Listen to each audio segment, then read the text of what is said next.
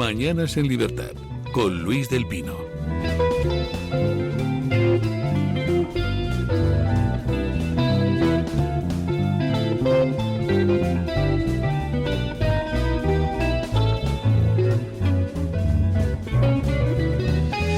Bueno, hace un año la Dana arrasó la vida de cientos de familias en Valencia y hoy muchas de ellas siguen esperando respuestas. Por eso el Toro Televisión viaja hasta Valencia para dar voz a quienes fueron olvidados y denunciar el abandono que aún sufren. El próximo martes 28 de octubre le invitamos a acompañarnos en un programa especial en directo desde el corazón de la tragedia. Puede usted asistir como parte del público, formar parte de esta denuncia colectiva y compartir con nosotros una jornada de memoria y verdad. Y al finalizar el programa, pues tendremos una cena especial. Estaremos allí pues don Julio Ariza, don José Javier Esparza, yo mismo, pues departiendo con aquellos que se quieran unir a nosotros en esa cena. Es una oportunidad pues para encontrarse con nosotros, conversar y también, sobre todo, para recordar juntos a quienes lo perdieron todo. Puede usted reservar su plaza ahora escaneando el código QR que les aparece en pantalla o bien llamando al 91-616-2464, 91-616-2464 o escribiendo a la dirección de correo electrónico clubdeamigos@clubdeamigos.org. 28 de octubre en Valencia, porque la memoria no se puede silenciar.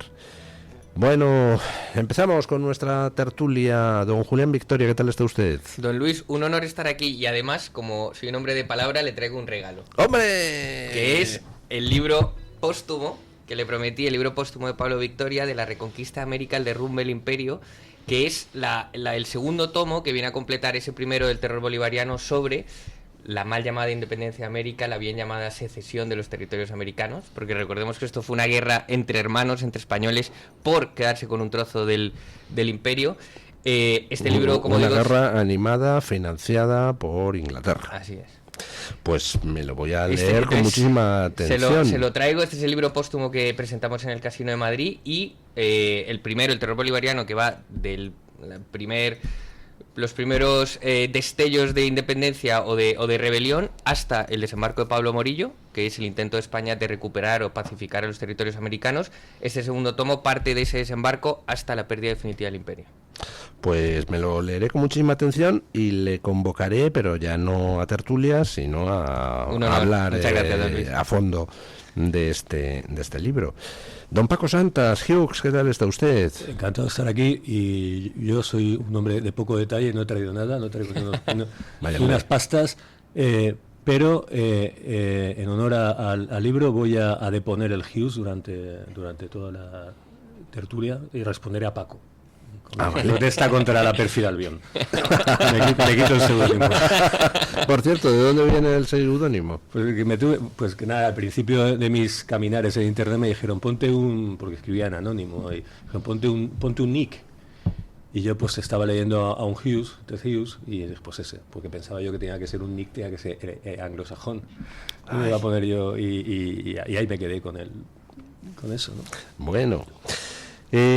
Ayer pues saltó una noticia que en realidad no era noticia, porque ya lo sabíamos que la fontanera del PSOE, Leire Díez, había intentado comprar a dos fiscales, al fiscal Estampa y al fiscal Grinda, ofreciéndoles prebendas, como por ejemplo pues destinos bien pagados en el extranjero, a cambio de que proporcionaran información comprometedora sobre la UCO y sobre la Fiscalía Anticorrupción para desactivar las causas judiciales contra el PSOE, y también pidiéndoles que cerraran algunos casos que molestaban a los socios de Sánchez, por ejemplo, el caso Pujol. Esos fiscales pusieron en conocimiento de sus superiores esas visitas de Leire Díez hace ya meses, y todo esto ya se sabía, pero ayer salieron los detalles de las denuncias concretas que los fiscales mandaron a sus superiores sobre ese intento de soborno, que es delictivo. Y en los detalles pues aparece alguna cosa interesante, como por ejemplo que el empresario Pérez Dolcet, que acompañaba a Leire Díez en sus reuniones, pues comentó cómo Pedro Sánchez, cuando había saltado el caso Begoña Gómez, había dado orden de limpiar la fiscalía, costara lo que costase. Bueno, esos detalles pues proporcionan novedad a lo que no era noticia. Y son detalles inquietantes en el sentido de que vienen a corroborar que Sánchez y la cúpula del PSOE, o la cúpula del PSOE y Sánchez, pues pusieron en marcha a sus cloacas para intentar reconducir una situación que se les estaba yendo de las manos. Lo que pasa es que las cloacas que pusieron a operar pues tampoco estaban dirigidas por la persona más inteligente del mundo. Me refiero a Leire Díez, ¿no? A mí esto, al contrario de otras informaciones que han estado saliendo durante meses y que han ocupado la actualidad, ya me parece esto ya más sustancial y afecta claramente al PSOE, a la organización del PSOE, a la actuación del partido, para moverse de manera informal entre los poderes en lo que no controlan, porque el alcance que tiene la Fiscalía es grande, pero estas acciones de untar, de seducir, de ofrecer, pues ya revelan una relación entre el hecho delictivo y el partido, porque esta mujer era inequívocamente la fontanera, formaba parte del organigrama del partido. Entonces, sí, eso en las noticias he querido hacer hincapié en esa parte porque es verdad que en España abunda ese personaje que es el brujuleador que va por todas partes presumiendo en falso de que conoce a no sé quién y conoce a no sé cuántos y tratando de pegar palos económicos en nombre de alguien a quien en realidad no conoce y con el que nunca ha hablado, ¿no? El pequeño Nicolás de turno, ¿no? El pequeño Nicolás de turno. Y de hecho a Leire Díez, pues al principio desde el PSOE dijeron, esta es una pequeña Nicolasa y tal, pero no, aquí hablamos de una señora a la que el PSOE colocó en el Consejo de Administración de una empresa privada antes de darle una serie de concesiones, a quien después colocó en Correos, sí, a quien después pasó a otro puesto en Correos, donde además tenía cierta relación con el tema de voto por correo, y a la que además metieron en la Empresa Nacional del Uranio, es decir, era una señora del PSOE. No, totalmente, y aparte es curioso porque ella en su inicio político, lo que le vale saltar de categoría es en un municipio asturiano, creo recordar, y ella consigue un incremento en el voto a través del voto por correo. Tiene un especial talento en la cuestión, ¿no? Y prospera en eso, en la administración paralela, y no es que es claramente un personaje del Partido Socialista, ¿no? Un personaje que tiene, ya digo, esa relación que habrá que conocer bien y sustanciar con el voto por correo. Luego va a Correos y además esas características de lo que Internet llamarían un acharo, ¿no? Un acharo prototipo, ¿no? Es la típica votante, la típica socialista, ¿no? Y es verdad que no tiene, junto al resto de personajes que son de un machismo, estas cosas graciosas de Coldo, graciosas de Coldo ya, los que llaman a las mujeres loca 1, loca 2, loca de Asturias, ¿no? o aldamas y toda esta gente que están en ese mundo de lo paracloacal, de lo paraempresarial. Pues bueno, esta mujer es harina de otro costal, pero es claramente del Partido Socialista, ¿no? Y yo creo que ahí sí que ya empieza a haber una relación para que se pueda hablar en algún momento de una corrupción del partido, y en el momento en que, tocado el partido, bueno, este fue el origen de la alternancia política en España, ¿no? Que el PP pudiera aparecer en una sentencia mencionado, ¿no? Entonces, sí, aquí yo creo que ya hay, bueno, en todo hay, pero a esto le auguro yo resultados, ¿no? Además, yo creo que es una buena noticia que exista un partido como Vox. ¿Por qué digo esto? Porque teniendo en cuenta que el Partido Popular no está legitimado para hablar de corrupción ni acusar de corrupción a nadie, que Vox exista y que además se haya personado y sea parte en todas las causas que existen contra el PSOE. Hace 2 días anunció la última, que es que se querella contra el PSOE por financiación ilegal y blanqueo de capitales.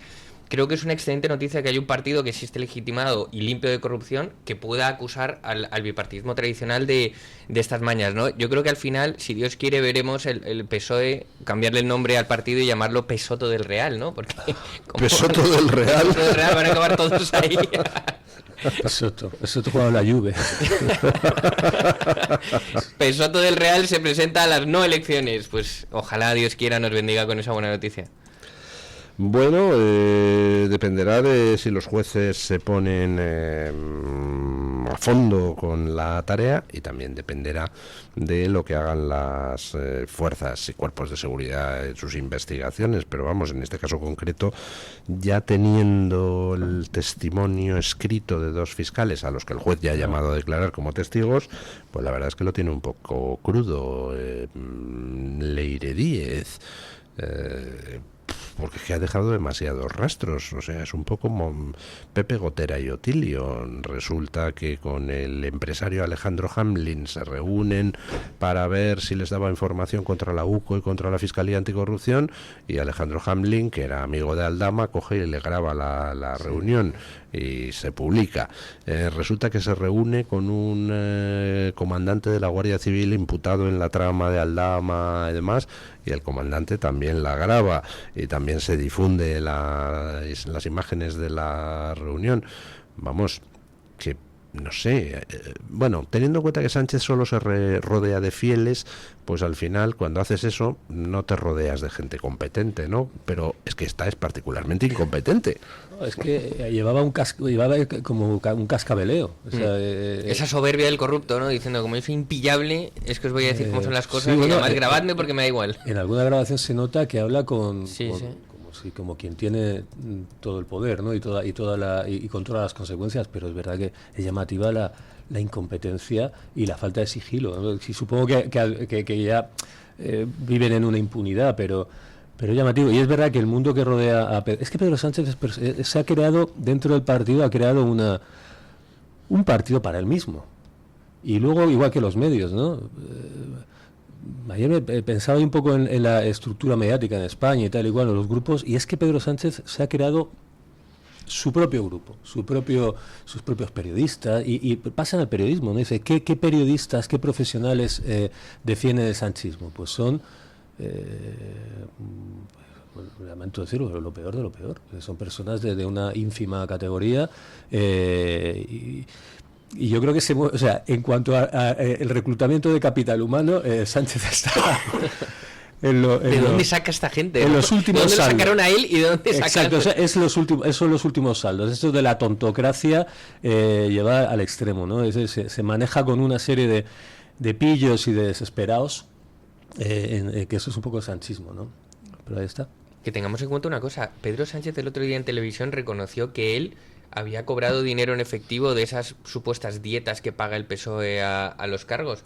Si la querella de Vox va para adelante, hay una caja B del PSOE y hay blanqueamiento de capitales. Hoy el país trata de explicar la contabilidad, ¿no? Todo contra factura, todo contra documento, todo como explicando el circuito de libranza de los pagos, de justificación. Hombre, vamos a ver. No me imagino la torsión del periodista explicando eso. Aquí quiere, pues son expertos, ¿no? Pero van un poco por ahí, ¿no? O sea, hay un sistema de pagos, se pagaba siempre contra el documento. Bueno, ¿qué van a decir, no?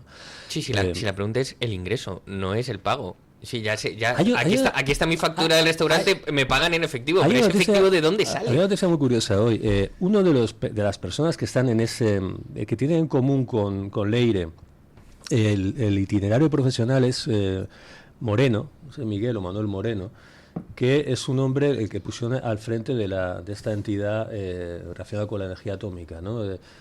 EUNSA se llamaba, me parece. Y cuentan que se encargó de las cuentas del PSOE y subió de un año para otro los ingresos de una manera enorme, ¿no? 10 millones de euros o algo así, y no se debían a donaciones, sino que tenía que ver con una mejora en la gestión. Pero resulta llamativo, ¿no?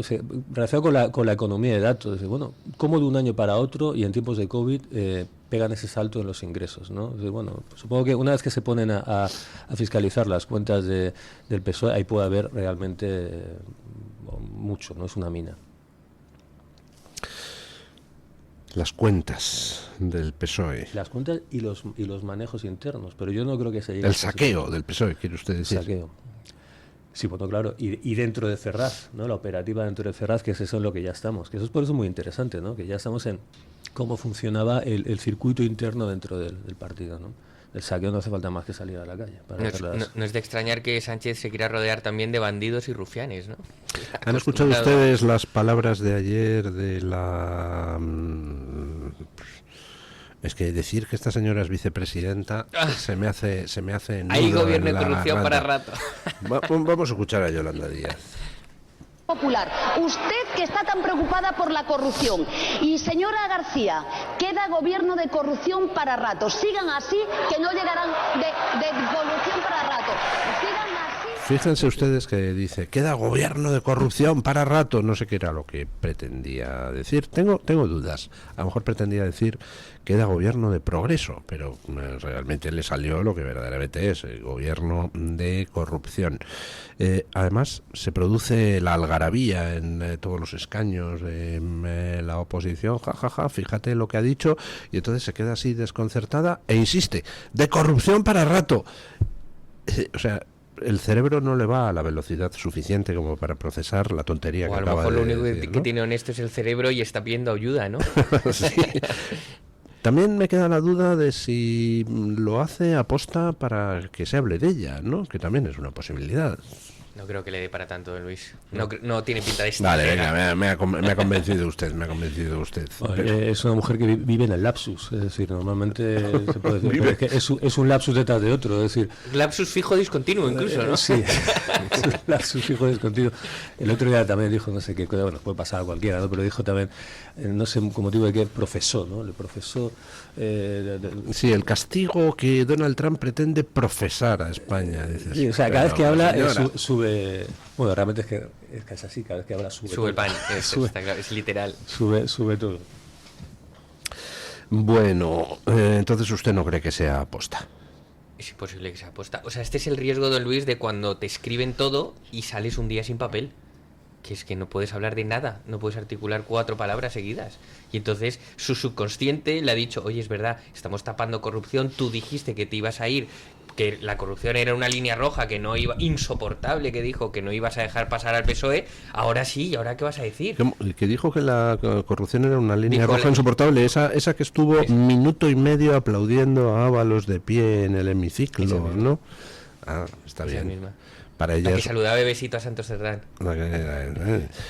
Bueno, también para Rufián y RC la financiación ilegal del partido es una línea roja inaceptable, ¿no? Que es como si Al Capone dice, no, desde luego, si usted se dedica a traficar con whisky, eso para mí es una línea roja inaceptable. Me estaría haciendo la competencia, hombre.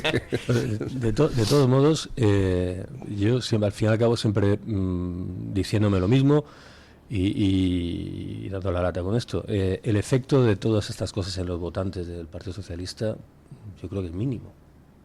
Y luego además el descubrimiento o el esclarecimiento... ¿Usted cree que es mínimo el efecto de los escándalos de corrupción sobre el votante socialista? Yo creo que sí, sobre el votante con el que ellos cuentan con un juego de alianzas y de abierta traición, y de subversión, más allá ya del frente, es un frente popular globalista, ¿no? Es decir, vamos ya despendolados hacia otra cosa.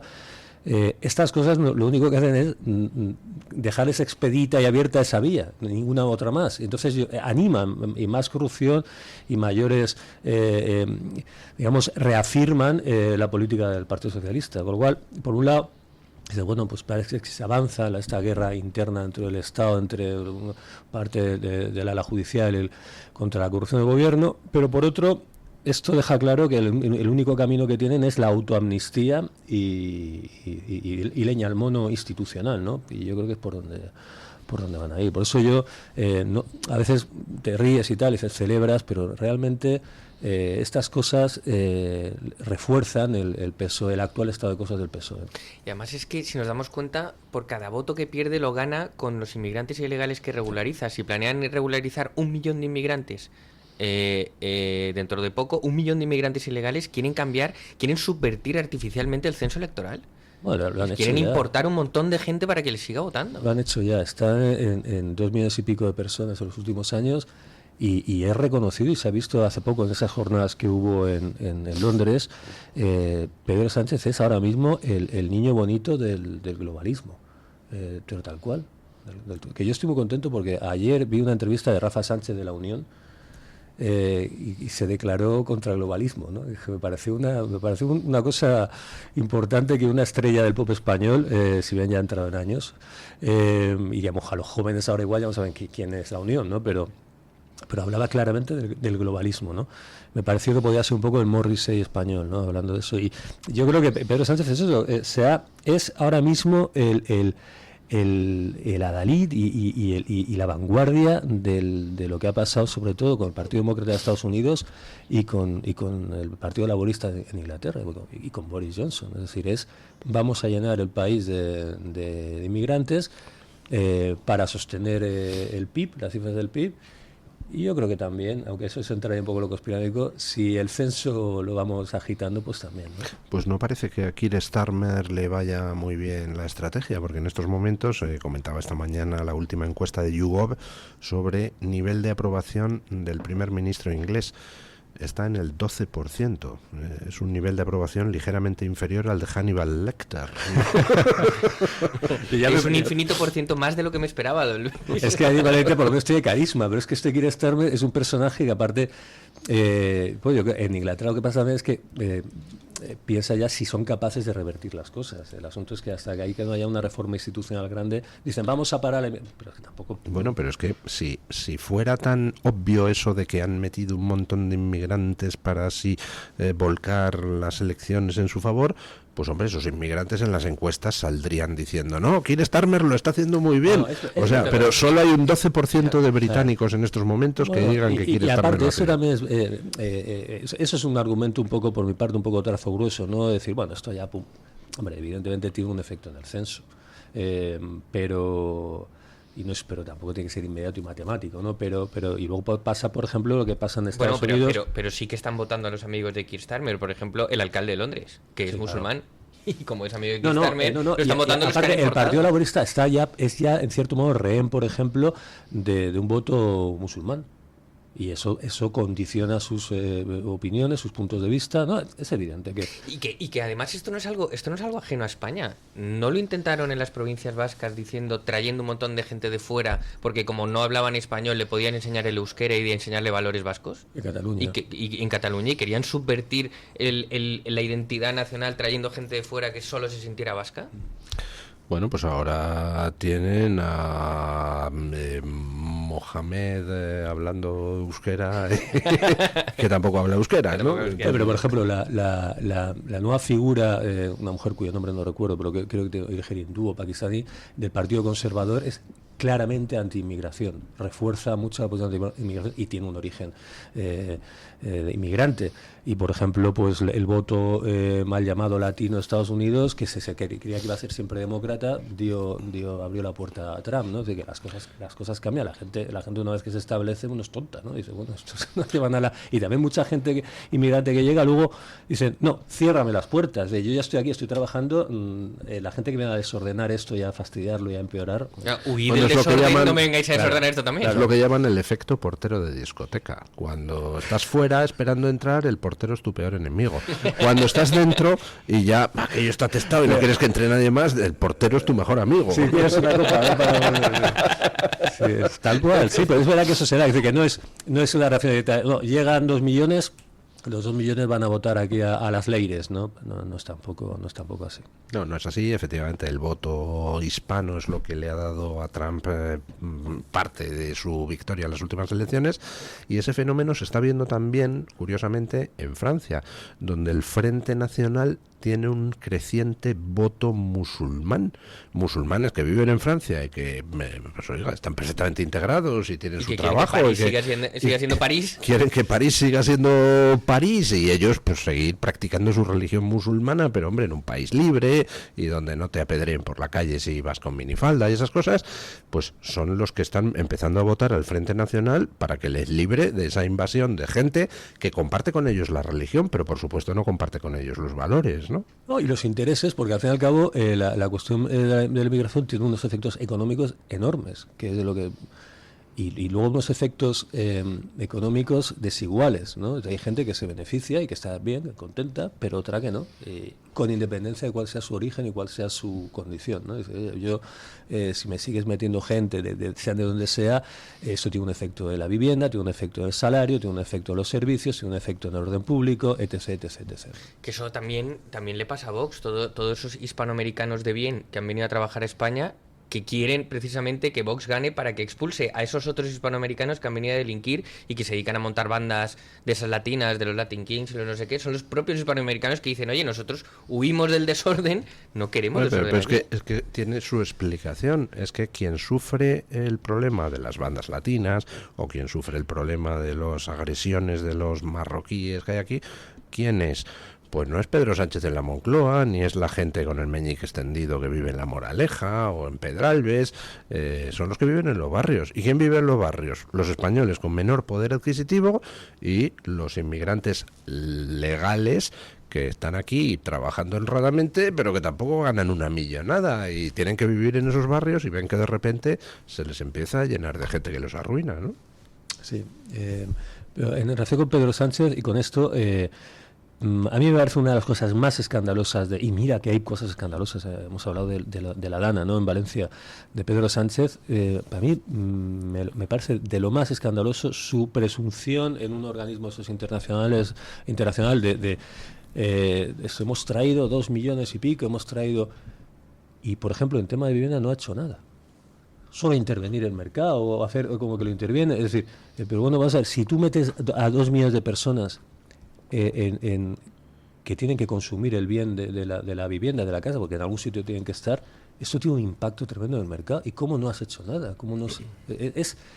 Es una confesión de negligencia y de falta de cuidado de las cosas y de importarle un bledo a la situación de los españoles, que a mí me parece de lo más escandaloso, con independencia ya de los sobres y no, pues de los sobres ya lo da uno por hecho.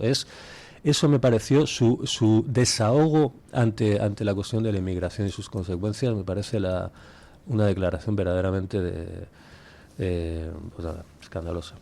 Hacemos una pausa publicitaria y seguimos. Tu voz, tu libertad, tu radio. Radio Libertad.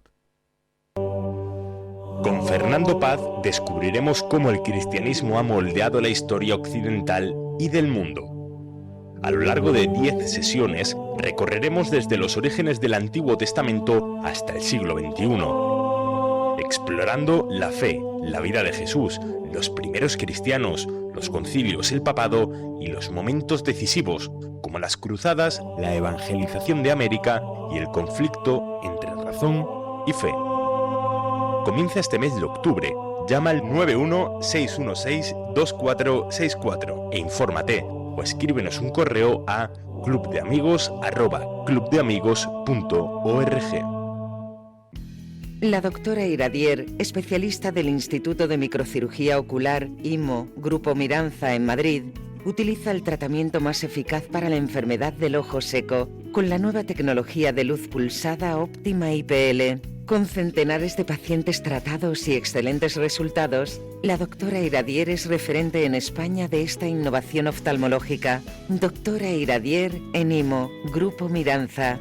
Teléfono 910-783-783. Calle Valle de Pinares Llanos 3, Mirasierra, Madrid.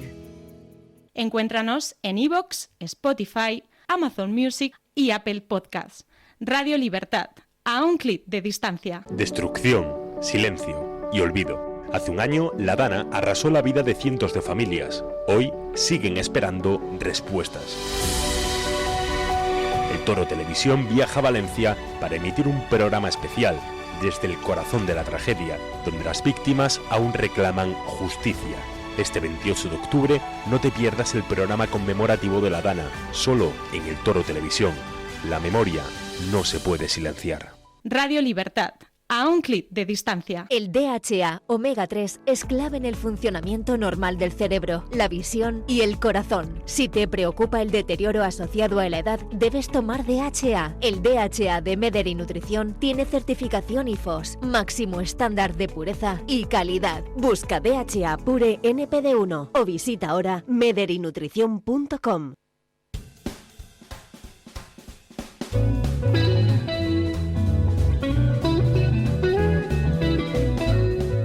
Mañanas en Libertad, con Luis del Pino. Bueno, en principio pues las elecciones en España son en 2027 y desde luego la intención de Sánchez es resistir hasta 2027 como sea. Después, o al menos hasta que pueda indultar a su mujer y hermano. Al menos hasta que pueda indultar a su mujer. Mi teoría personal, don Luis, es que esperará a que los condenen para poder indultarlos, hacer un Biden y salir corriendo a la República Dominicana. Tiene otras alternativas, ¿no? Como por ejemplo convocar elecciones y meter a su mujer y su hermano en las listas electorales para que pasen a estar aforados. Pero entonces le pasa lo de al de Extremadura, que le dijeron que eso era fraude de ley. El haber sido diputado cuando lo estaban imputando.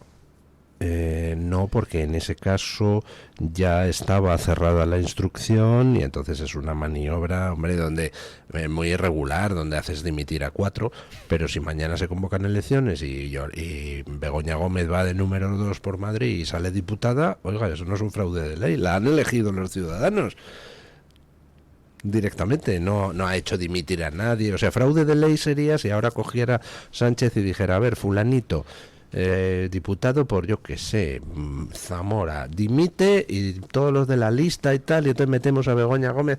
Eso sí sería un fraude de ley. Pero eso sería muy limpio, ¿no? El autócrata lo haría mucho más burdo. O sea, si no tiene miedo a la opinión pública. Diría, no, los voy a indultar porque los ha perseguido la ultraderecha.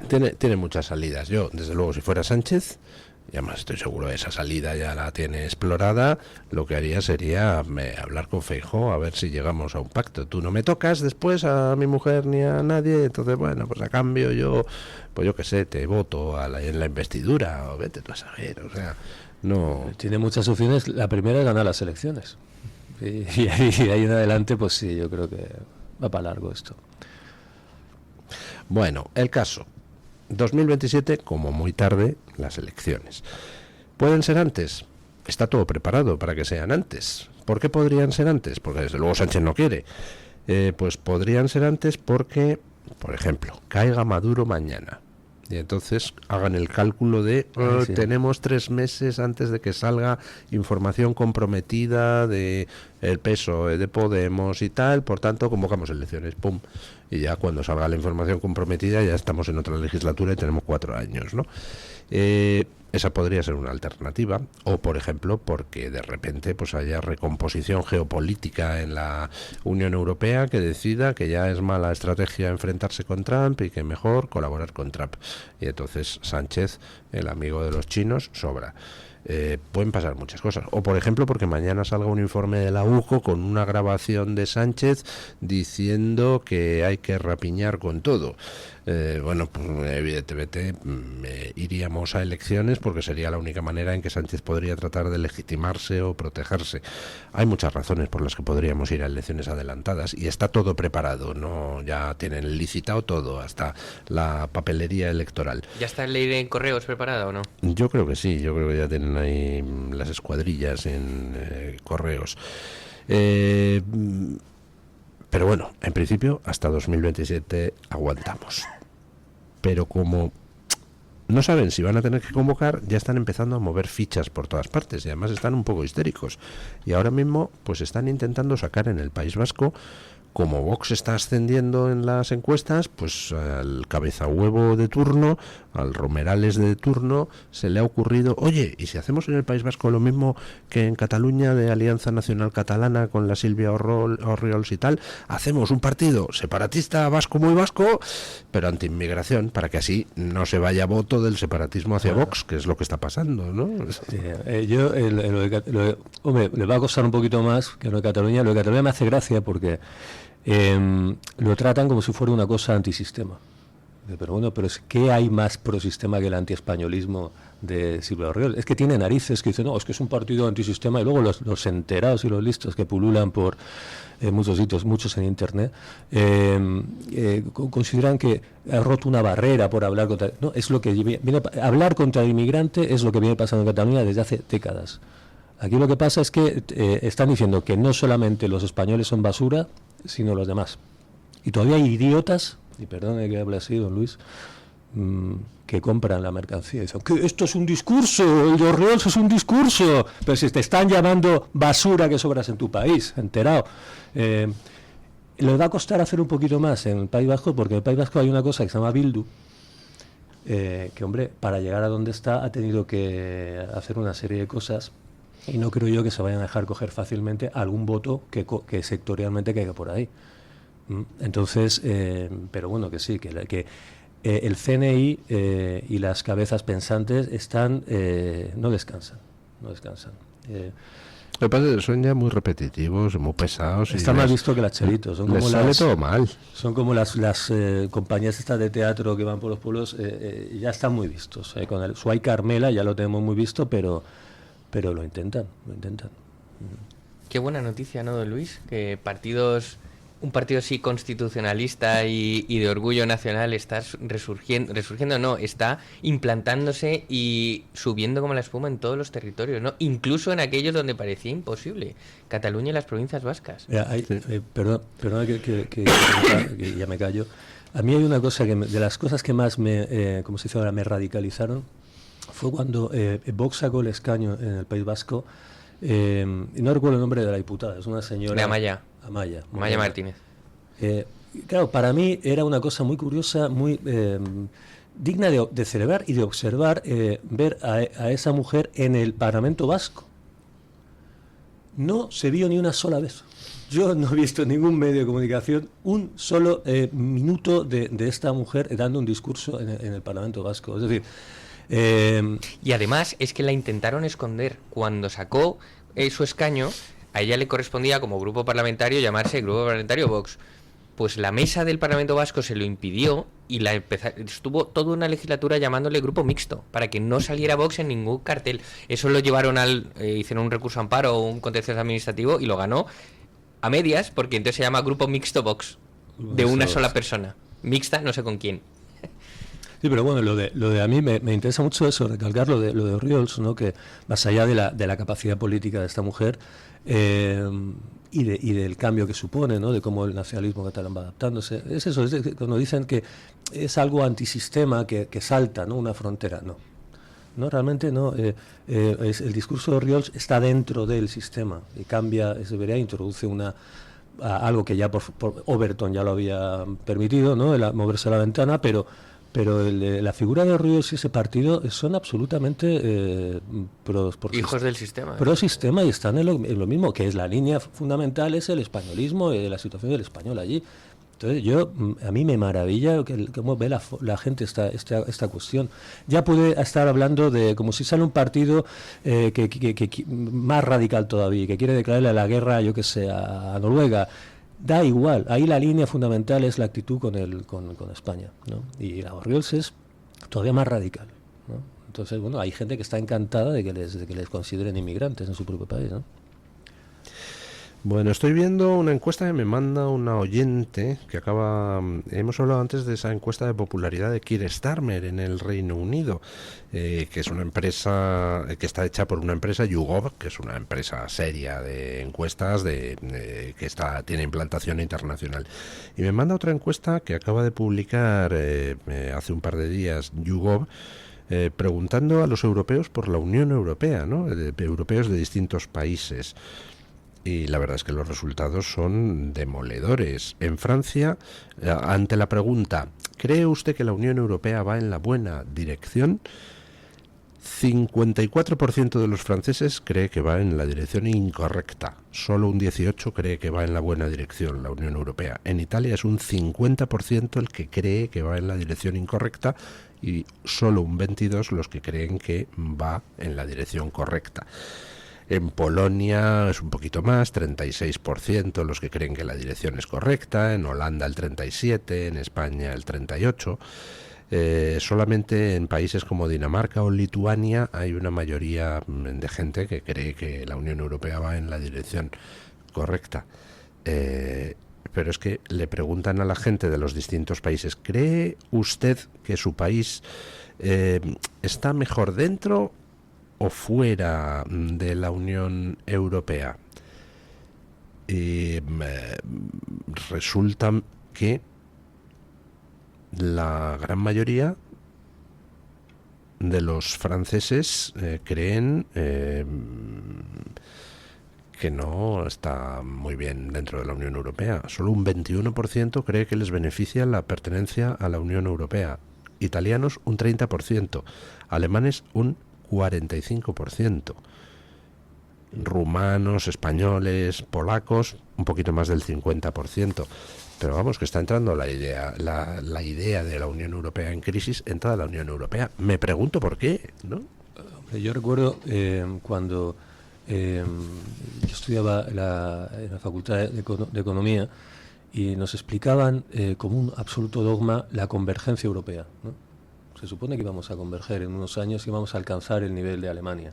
Esto se ha demostrado un bulo total. Esto es una cosa, era un desideratum. La realidad, el euro ha fracasado económicamente.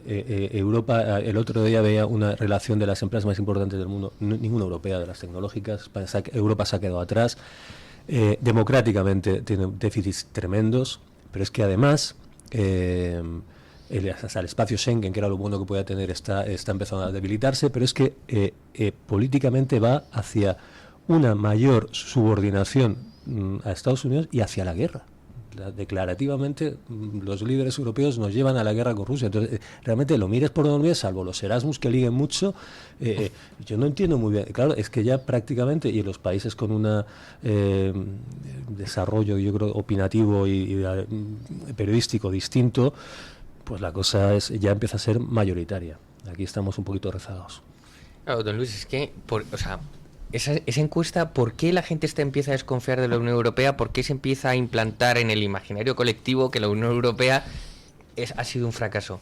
Hombre, porque la Unión Europea lleva décadas gobernando en contra de los intereses de sus propios pueblos. Sí, que es alucinante. Lleva años, lleva décadas implantando directivas europeas que solo nos arruinan nuestro campo, nuestra industria, nuestro sector industrial, a cambio de importarlo de fuera. Entonces, coches diésel ya no, es decir, la industria alemana de coches destruida. Y ahora eléctrico. ¿Y quién produce los eléctricos? China.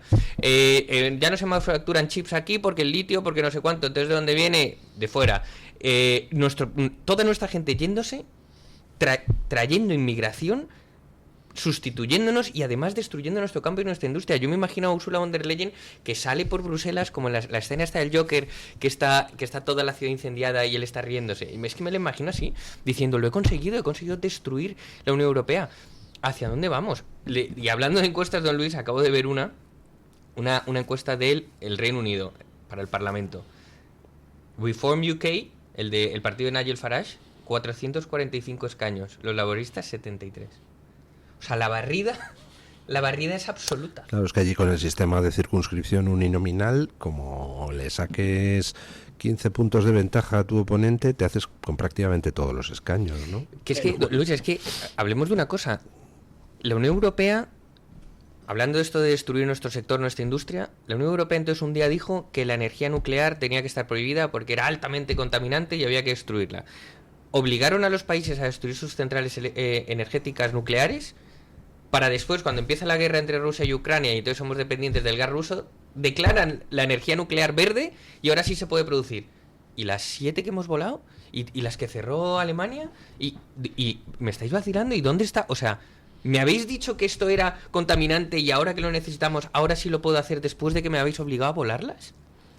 A eso me refiero, que gobiernan en contra de los intereses de sus propios pueblos. Sí, bueno, es que no hay nada democrático en la Unión Europea y aparte todos estos planes en aplicación estricta de la agenda globalista, la 2030, son de un dirigismo económico soviético. las famosas palabras de Bukowski, que venía de una Unión Soviética y dijo lo de que la Unión Europea es el germen de algo sovietizante, ¿no?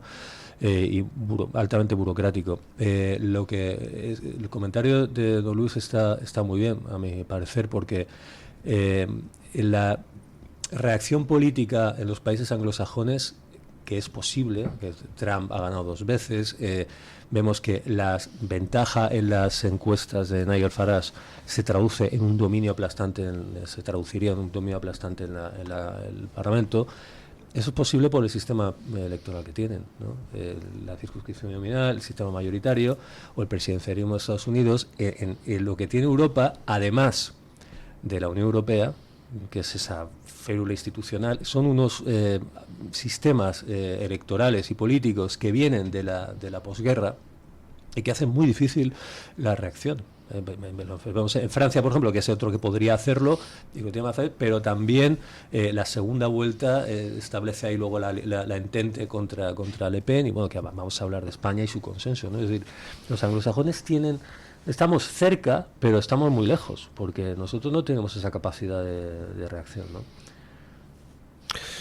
Bueno, yo abro línea de debate. Esto es una opinión personal, pero siempre he dicho que en España... espere, me remango. Que en España no hay separación de poderes, no ya por lo que estamos viendo del asalto sistemático de los partidos, del bipartidismo a las instituciones, que se reparten los jueces, la televisión pública, tal. No, me refiero a una cosa en origen. Y es que si las elecciones son legislativas, se vota al Congreso y el Congreso es el que elige al presidente, y luego los partidos políticos eligen a los jueces, ¿dónde está la separación de poderes? Si el presidente es un diputado que emana del Congreso, que emana de una lista electoral, y es el propio Congreso el que pone al presidente, no hay separación de poderes en España. Montesquieu no existe. Sí la hay, lo que pasa es que eso de la separación de poderes no es binario, no existe, sino que hay más o menos grados. Efectivamente, un sistema presidencial, como puede ser el de Francia o el de Estados Unidos, la separación es más clara entre ejecutivo y legislativo. Y el Parlamento sí es un órgano de control respecto al poder ejecutivo. Pero en esto se supone el Parlamento. Se supone que el Parlamento debería controlar al presidente. Lo que pasa es que aquí ha ido degenerando el Parlamento y al final se ha convertido en una especie de apéndice donde el presidente dice: a ver, tú vas en las listas, tú no vas en las listas. Y a partir de ese momento podríamos quitar a los diputados y decir: a ver, Sánchez tiene tantos votos, Feijóo tantos, y que se peleen entre ellos, ¿no? Pues bueno, lo que pasa es que, claro, el Parlamento debería ser, sí, formalmente, pero el Parlamento está dominado por el PSOE. Está dominado por el que encabeza la lista del Partido Socialista, por el Partido Gobierno, y tiene a los escaños del Gobierno dentro del Parlamento, de color azul. No, yo creo, no soy nadie pero no hay separación de poderes.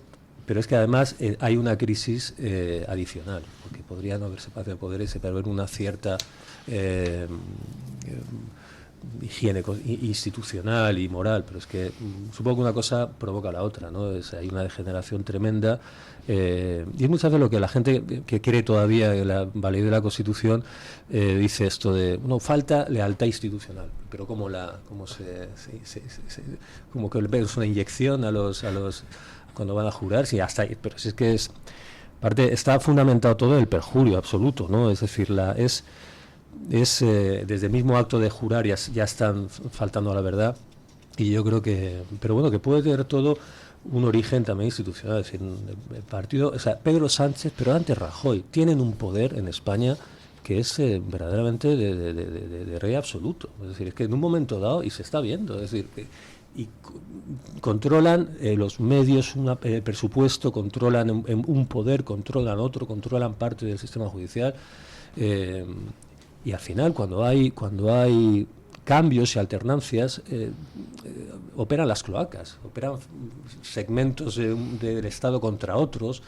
Yo creo que habría mucho que cambiar. Es que, por ejemplo, la Comunidad de Madrid, el PP de la señora Ayuso controla el Parlamento porque tiene mayoría, pero es que también controla porque designa a los miembros del Consejo de Transparencia, donde tiene mayoría. Es decir, el Consejo de Transparencia, que vela por la transparencia del gobierno, está controlado por el gobierno, tiene mayoría. El Consejo de Transparencia vela.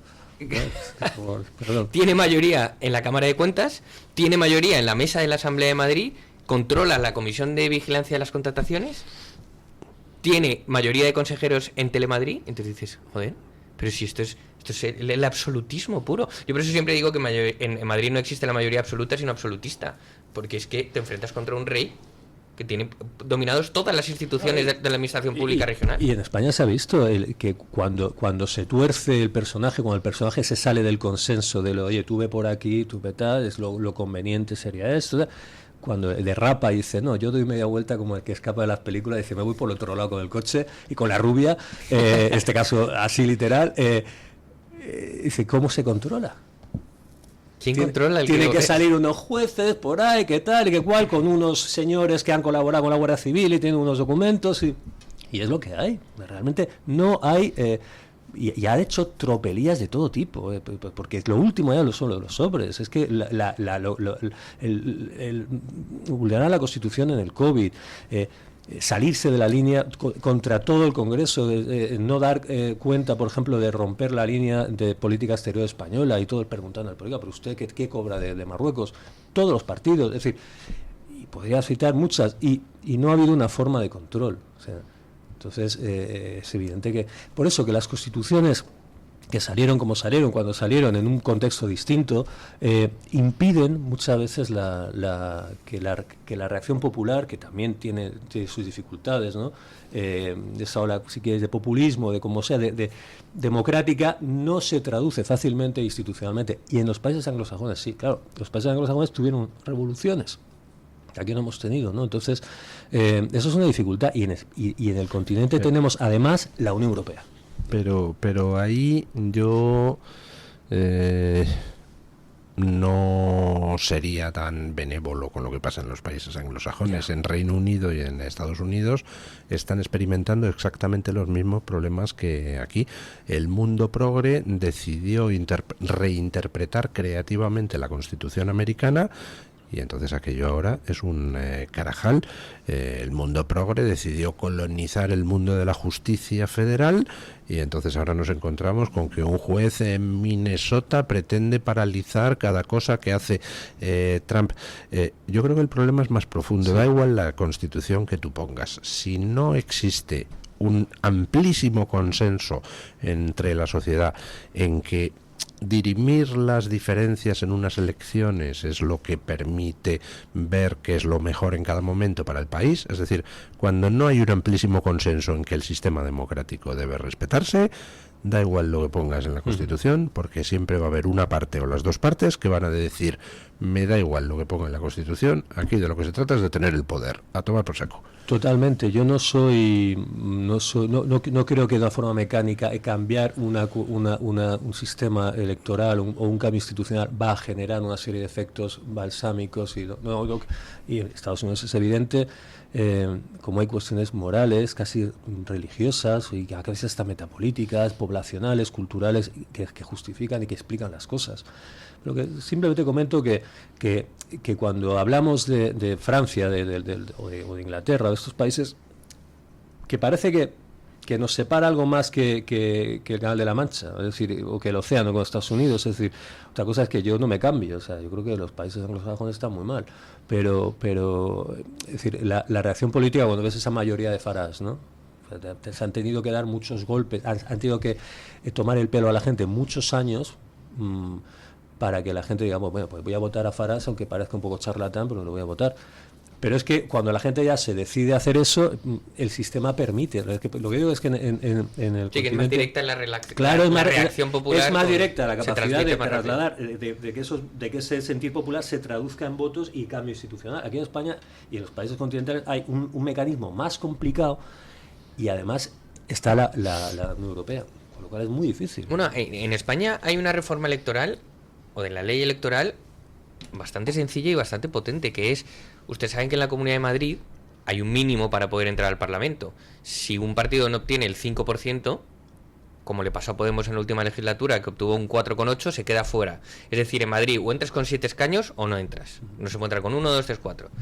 Si eso lo aplicaras a la ley nacional, España no dependería de los partidos satélites esos del gobierno independentista, que tienen en el cómputo global un 1,5, un 1,7, un 2, ni Bildu, ni Esquerra, ni Junts, ninguno de esos partidos entraría. Si solo habría que aplicar lo que pasa en Madrid a la ley electoral nacional, un 5% o un 3%. Lo que pasa es que eso tiene una trampilla o tiene una válvula de escape para los partidos separatistas, que es que Al final, efectivamente, pues Esquerra, que es un 1,8%, Bildu un 1,3%, el PNV un 1,2%, ninguno de ellos pasaría el umbral del 5%, pero claro, enfrentados a eso, lo que harían sería lo que hacen, por ejemplo, en elecciones europeas, que es agruparse en una candidatura conjunta, con lo cual presentarían candidatura de los que odiamos a España, bueno, fantástico, los quiero ver. LOE, Fantástico, los Galeusca, y entonces con Puigdemont y con el de la moto, todos juntos en un sitio. La banda de bandidos y rufianes. Entre RC, BNG, Bildu, Compromís y otros 3 piraos más, te pueden juntar un 5% de voto a nivel nacional, o sea, pasaría en el umbral. No es tan simple como lo de decir, ponemos el umbral y se acabó. Si queremos acabar con ellos, con la influencia que tienen, hay otra solución que sería mucho más útil, que sería reformar el sistema electoral de forma que hubiera una circunscripción única. Entonces ya sí que reduces a la mínima expresión la influencia que tienen, ¿no? Pero con la circunscripción que tenemos ahora y con tal, lo del umbral podría ser una buena idea, es decir, estoy de acuerdo con usted. La más que podría, ágil, la más simple seguro. Hombre, a lo mejor se podría solventar un poco y por lo menos les obligas a hablar entre ellos, a RC Bildu y tal, que tendrían que hablar en español, que les fastidia mucho, ¿no? Y en vez de todos presionarme a mí, se presionan entre ustedes. Anda que no iban pactando de recibir. Anda que no iban a hablar en español ahí en esas comitivas, ¿eh? Y acordemos de los pactos de Perpiñán y tal, ha habido mucho pacto. O sea, yo creo que no les costaría, es más, quitarían voto a la izquierda. Yo creo que a mucha gente le encantaría votar un partido así, que no tenía problema para entenderse, por otro lado, porque en lo sustancial, que es el antiespañolismo, pues están ahí. Y eso es lo que mueve todo, no dejemos de tonterías.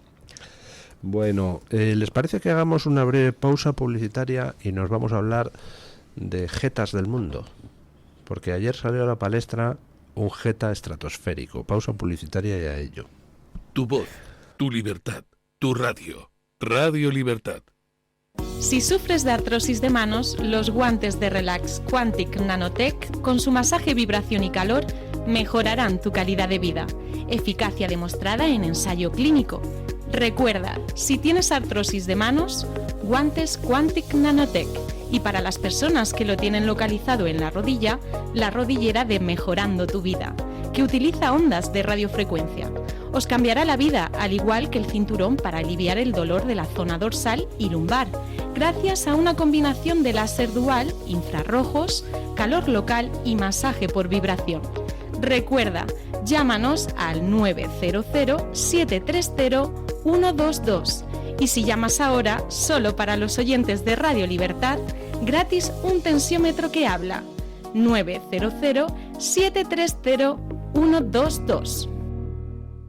Destrucción, silencio y olvido. Hace un año, la Dana arrasó la vida de cientos de familias. Hoy siguen esperando respuestas. El Toro Televisión viaja a Valencia para emitir un programa especial desde el corazón de la tragedia, donde las víctimas aún reclaman justicia. Este 28 de octubre no te pierdas el programa conmemorativo de la Dana, solo en el Toro Televisión. La memoria no se puede silenciar. Conéctate y vive la libertad en tu radio. La doctora Margarita Esteban, especialista en medicina estética, llega a Madrid con el revolucionario tratamiento Endolit para la remodelación corporal sin liposucción ni quirófano. Consigue eliminar esa grasa localizada o tensar esa piel flácida que tanto te trae de cabeza, de piernas, brazos, glúteo o abdomen con Endolit. En una sola sesión y sin postoperatorio. Infórmate en la consulta de la doctora Margarita Esteban en la clínica Sandra Oliveira, Antonio de Maura 7, El Retiro, o agendando tu cita médica en el 689-707-317. Presentamos Navarretinto, probablemente la mejor explotación de cerdos ibéricos de España, situada en la dehesa extremeña. Durante la montanera, los cerdos se alimentan de bellota de encinares sostenibles. Nuestra denominación es de bellota 100% ibérico. Mención exclusiva Pata Negra. Navarretinto tiene como norte la excelencia. Si le gustan los productos ibéricos, llámenos al 91 625 0228. Con total garantía de satisfacción.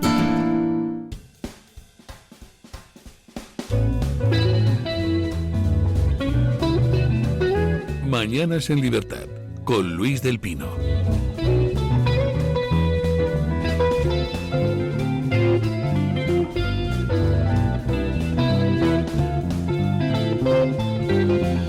Bueno, ya saben ustedes que cuando un barco se hunde, las ratas son las primeras en abandonarlo, ¿no? Y yo deduzco que a Maduro le quedan 2 telediarios en Venezuela, porque Borrell ha salido a criticar a Maduro y esas cosas. Borrell pertenece a ese grupo de personas que, en fin, olfatean por dónde viene el aire del cambio.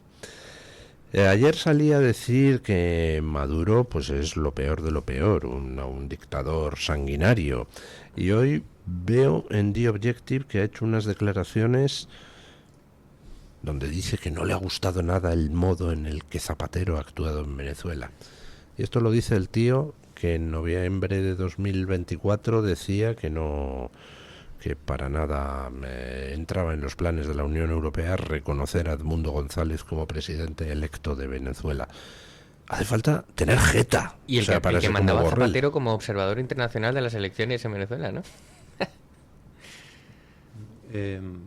Sí, bueno, Borrell tiene una larga trayectoria.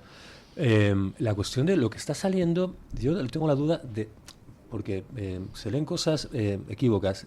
Lo que están cantando ya sobre la cuestión de PDVSA y la corrupción en Venezuela, se supone que eso ya ha sido cantado, es decir, que las declaraciones ya se han realizado. ¿Se refiere usted al Pollo Carvajal? Pollo Carvajal. Que está en Estados Unidos detenido, sí, y que dice que quiere colaborar con la Fiscalía. O sea, mi duda es, ¿cantó el Pollo Carvajal o no? ¿Cantuvo el Pollo Carvajal o no?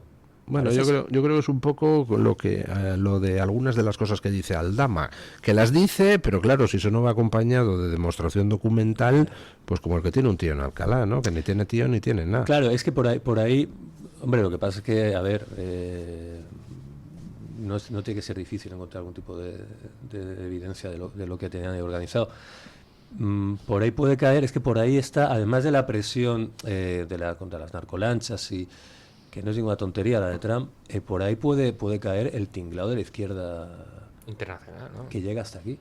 Es que eso es una cosa muy, muy, muy, muy seria. Es decir, al final, la aplicación de la doctrina Monroe 2.0 de Trump puede tener efectos en España verdaderamente grandes, ¿no?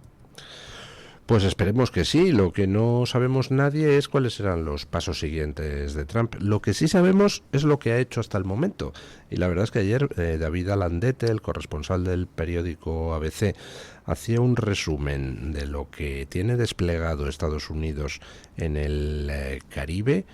Y es impresionante, o sea, tiene 10.000 efectivos, misiles, cazas, helicópteros, bombarderos B-52 y portaaviones en ruta hacia Venezuela ahora, tiene establecidas las bases en Puerto Rico y Trinidad y Tobago para poder actuar desde ahí, tiene al grupo anfibio Iwo Jima listo para una incursión rápida, 1.600 infantes de marina preparados para entrada inmediata, en fin, no sé, que ha movilizado ahí pues un montón de fuerzas navales y fuerzas aéreas y fuerzas terrestres, que cuesta una pasta diaria todo ese despliegue, y se supone que será para algo, ¿no? No será simplemente como, bueno, venga, vale, Maduro, pues si no te vas, nada, nos volvemos a casa, ¿no? Digo yo. Sí, pues claro, y los problemas que tiene Trump en política exterior en otras partes del mundo, ¿no? Para vender con su electorado el intervencionismo, etcétera, aquí no los va a tener. Todo lo que sea, porque se entiende que es eso, es esa doctrina de esto es nuestra casa, América, aquí hacemos lo que nos da la gana, ¿no? Y lo vamos a controlar.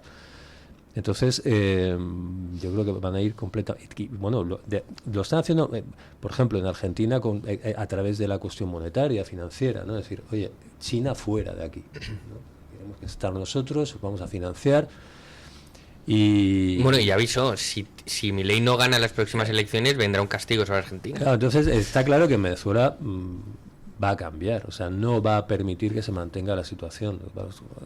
Y va a presionar. Yo creo que Trump, lo último porque claro que es Mr. Peace, no quiere que haya un tiro, pero evidentemente la presión está ahí y Maduro va a caer. Bueno, vamos a hablar un poquito de la cumbre de Trump y Putin, pero antes permítanme un recordatorio. Hace un año la Dana golpeó con fuerza a cientos de familias en Valencia. Promesas, ayudas, compromisos y sin embargo muchos siguen viviendo entre el silencio y el olvido. El Toro Televisión viaja hasta Valencia para contar lo que otros ya no cuentan, la realidad de quienes lo perdieron todo y siguen esperando justicia. El próximo 28 de octubre acompáñenos en un programa especial en directo donde juntos denunciaremos el abandono y daremos voz a los que fueron olvidados. Y al terminar, pues pueden unirse ustedes a una cena que tendremos, donde estaremos don Julio Ariza, don José Javier Esparza y yo mismo, y donde, bueno, pues podrá compartir su experiencia, contar su caso o denunciar su situación. Queremos escucharle. Reserve su plaza ya escaneando el código QR que aparece en pantalla o bien llamando al 91-616-2464, 91-616-2464 o escribiendo a clubdeamigos@clubdeamigos.org. 28 de octubre en Valencia. Bueno, ayer malas noticias del frente ucraniano. Putin dice que tururú y que no acepta el alto el fuego que ha propuesto Donald Trump. Con lo cual, pues quedan en suspenso las negociaciones de paz en Ucrania.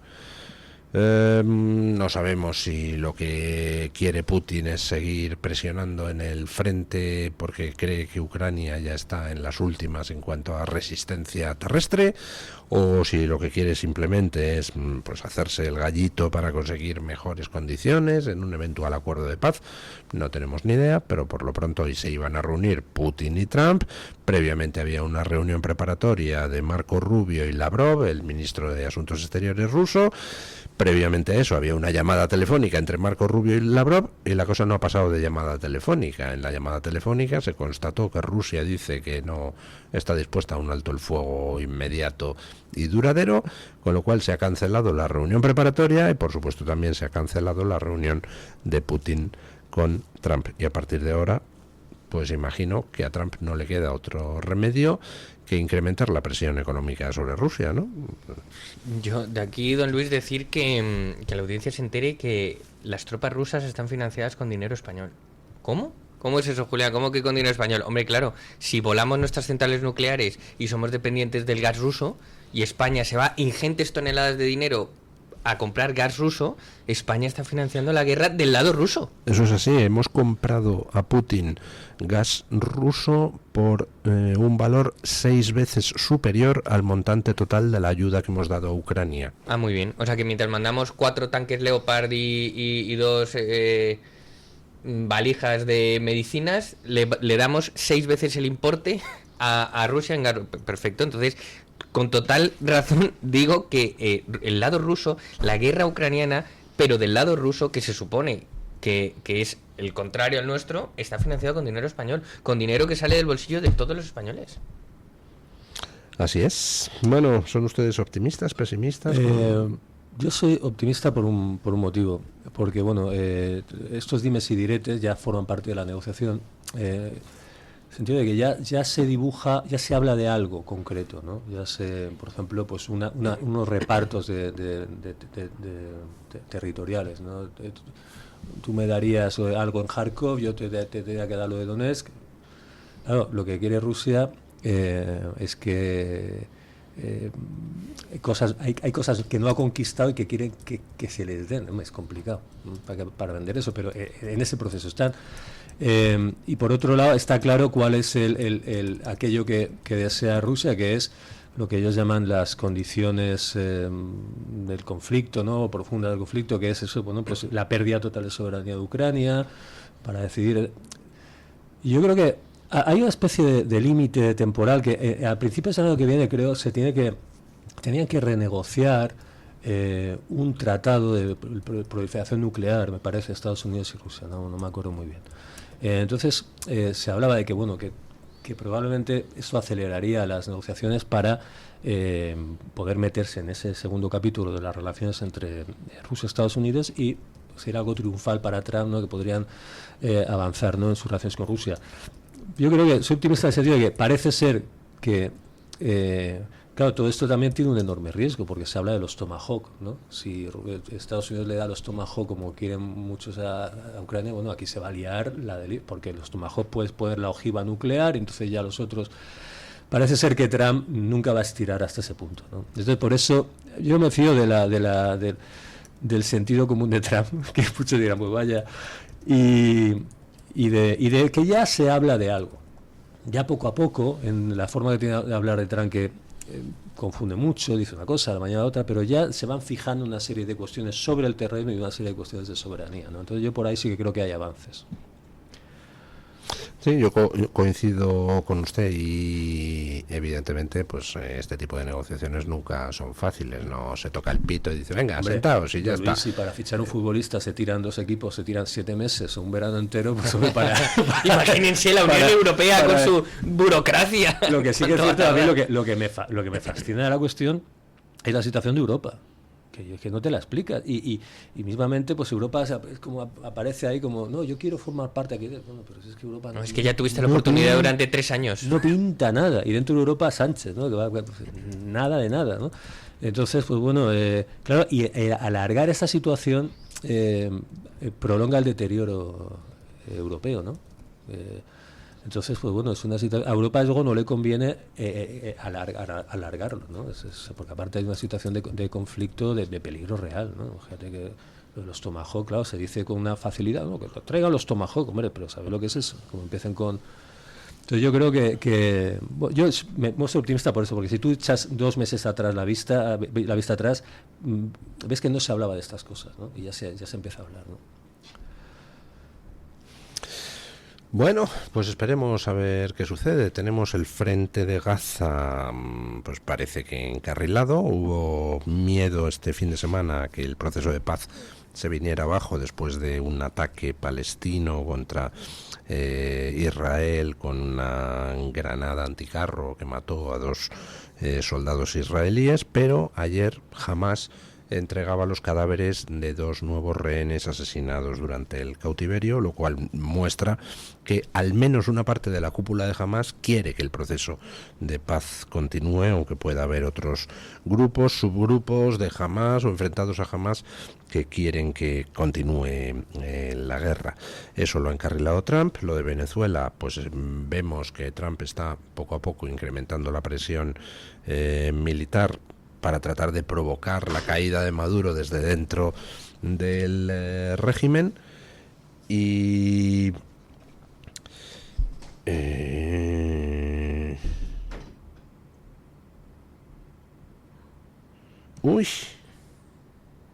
me pasa una información, don Julio Ariza, interesante. Dice, ojo, este dato que podría estar relacionado con la ruptura de negociaciones por parte de Rusia. En las últimas 24 horas, 2 refinerías de petróleo importantes en Europa del Este han sufrido explosiones e incendios. La refinería MOL en Hungría y la refinería Petrotel de Lukoil en Rumanía. Ambas refinerías procesan petróleo ruso y las causas de los incidentes, aunque no están confirmadas oficialmente, se están investigando y no se descarta una acción organizada. Dirán como con el Nord Stream que ha sido Rusia volándose la refinería. Como con el Maine, ¿no? Hombre, pues ese no lo conocíamos. Bueno, ya está muy claro, ¿no? La cuestión. Bueno, pues estamos ahí en una guerra donde se mezclan los aspectos militares con los aspectos económicos. Estados Unidos está haciendo crecer la presión contra Rusia en el tema petrolífero. Ha impuesto sanciones a India por comprar petróleo ruso. India está empezando, las empresas indias, a diversificar sus fuentes de adquisición de hidrocarburos y ya están empezando a comprar de otros orígenes.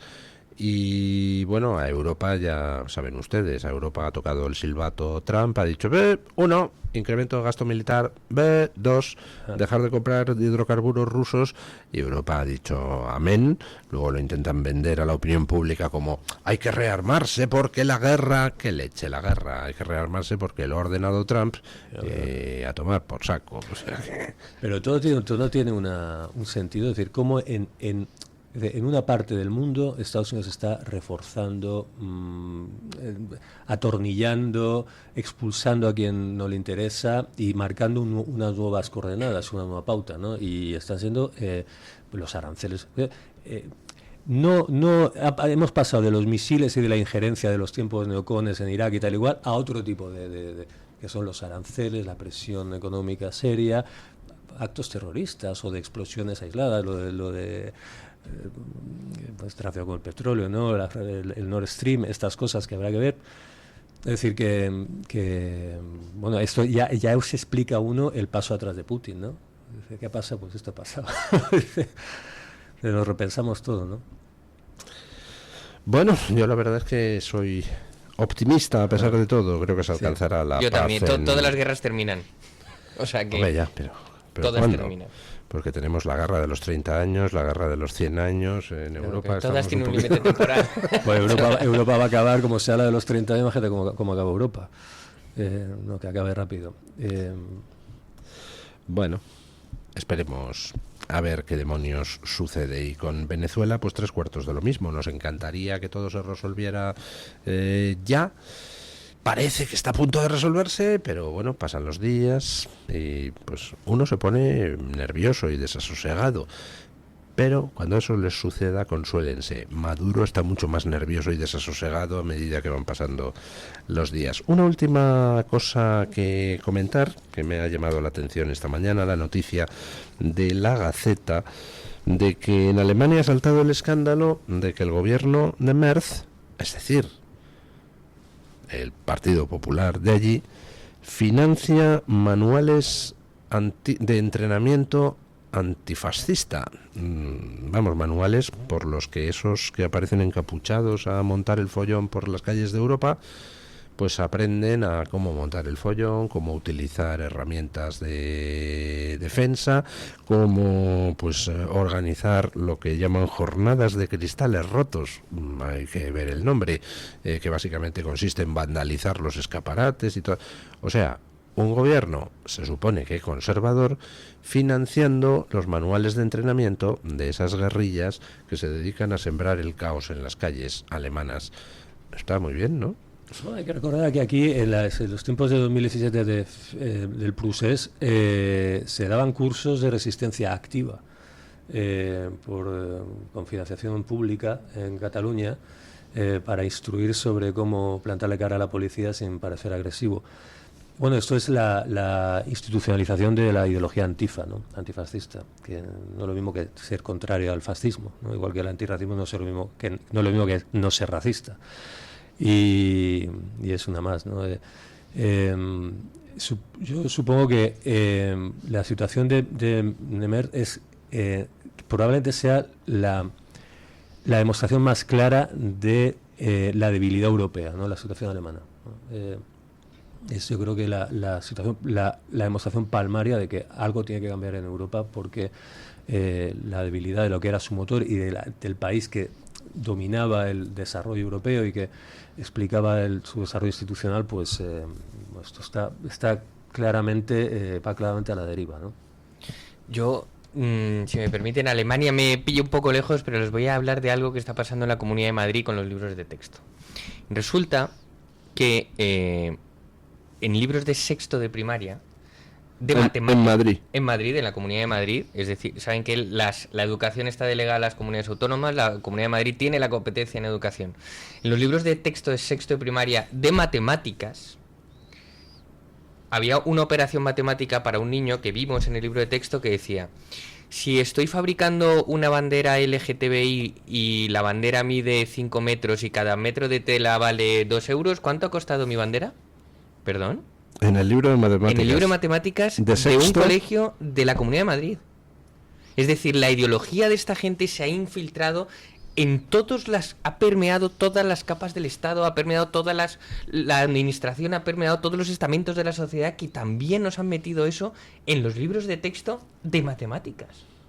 Me parece algo que hay que denunciar todos los días, hay que señalar a esta gente. Recordemos quién gobierna en la Comunidad de Madrid, que cuando nuestro portavoz de Educación, José Antonio Fuster, les dice lo que está pasando, dicen, bueno, pero es que no conocemos esas denuncias. No, ya, es que no han habilitado un buzón de denuncias que les pedimos hace 2 años. ¿Será que se están haciendo a la vista ciega? Bueno, pues nosotros sí que no podemos hacer oídos sordos a lo que dice la audiencia, así que pues aprovecharé para invocar a doña Carmen Carbonell, extraordinaria portavoz de los oyentes, para que nos traiga el resultado de la encuesta de hoy. Les comento a ustedes en qué consistía la encuesta para que ustedes me digan que hubieran votado, queridos oyentes.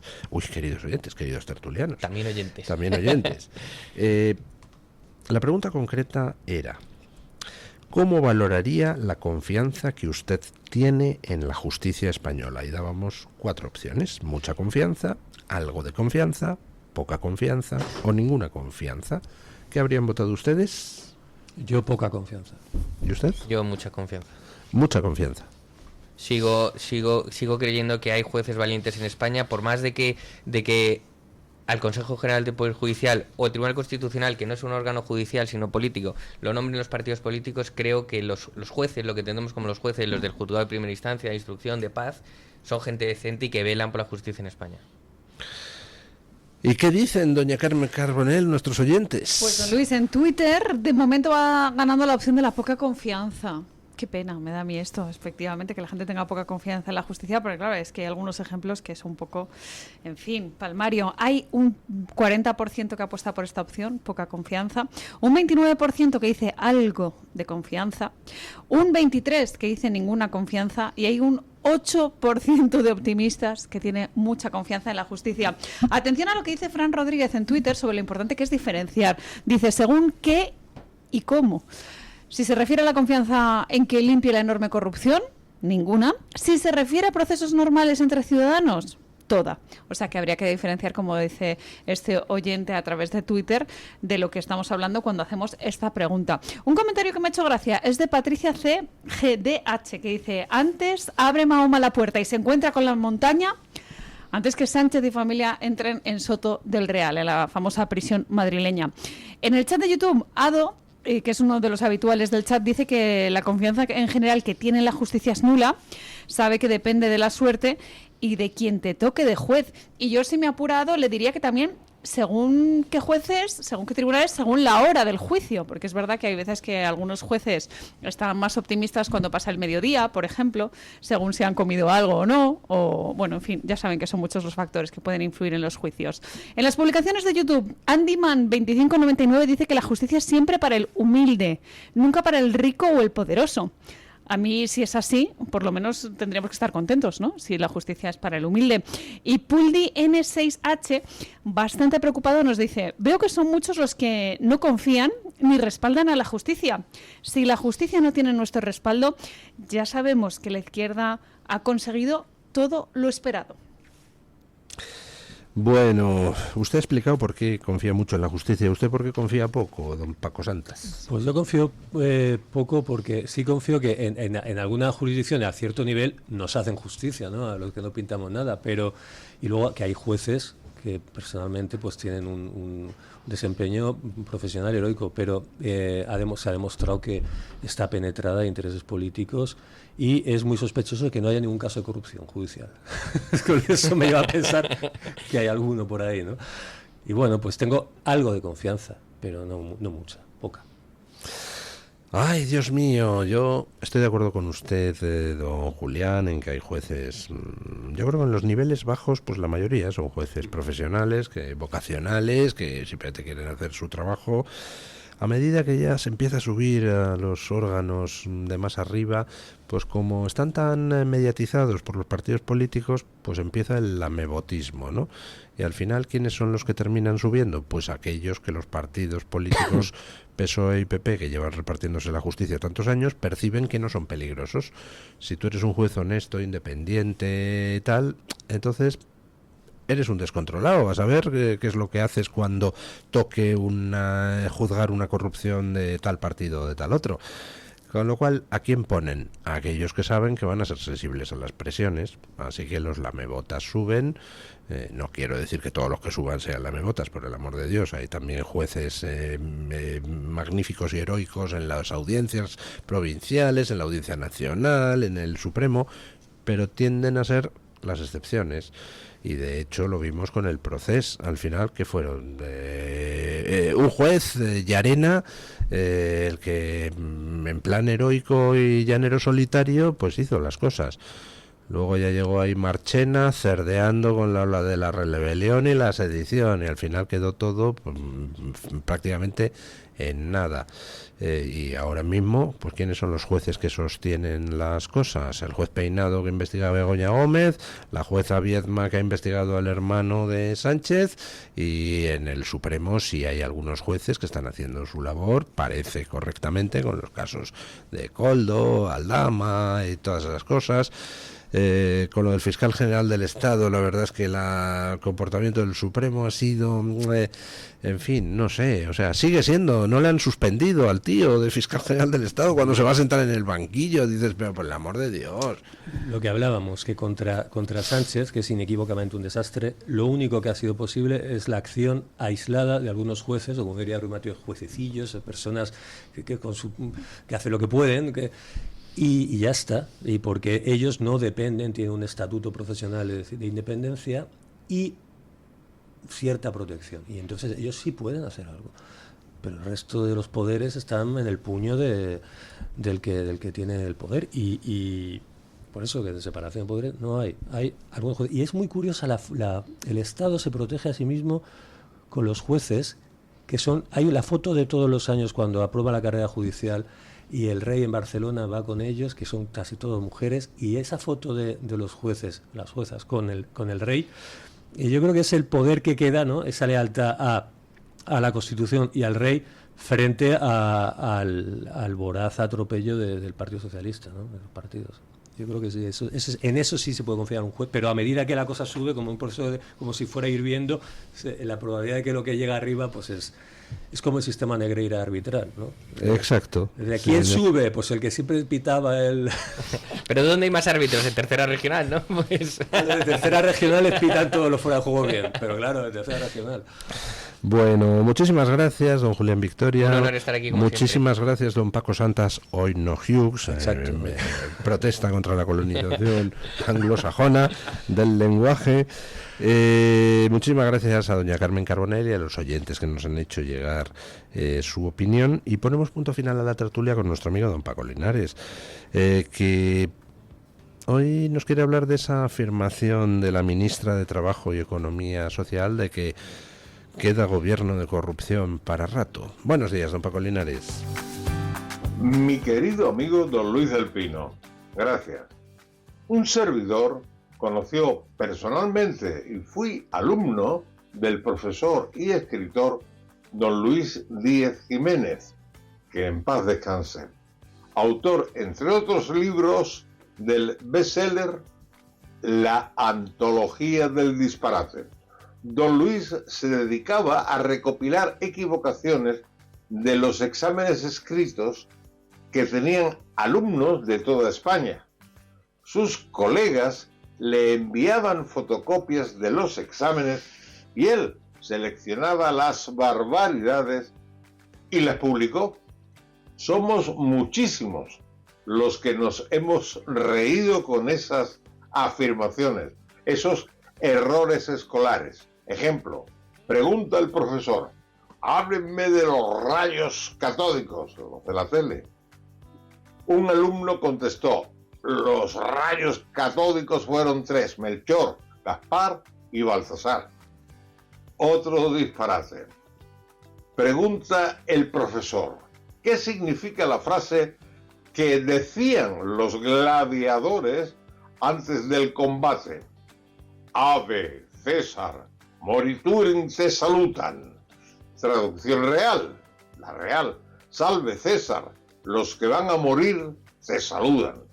Un alumno tradujo de la siguiente forma esa expresión latina por los pajaritos del César morirán por falta de salud. Y así cientos de equivocaciones que de vez en cuando releo porque se me olvidan y me siguen haciendo reír. Lo que no me hace reír son las barbaridades que dicen y hacen los políticos con el dinero que ganamos con nuestro esfuerzo.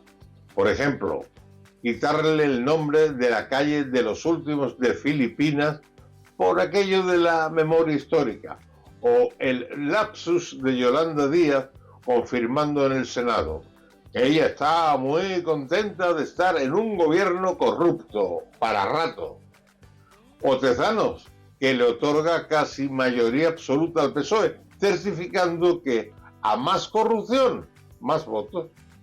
¡Qué bien! Pero qué bien podríamos vivir si estos canallas no nos robaran tanto. Mañana más y mejor. Punto final.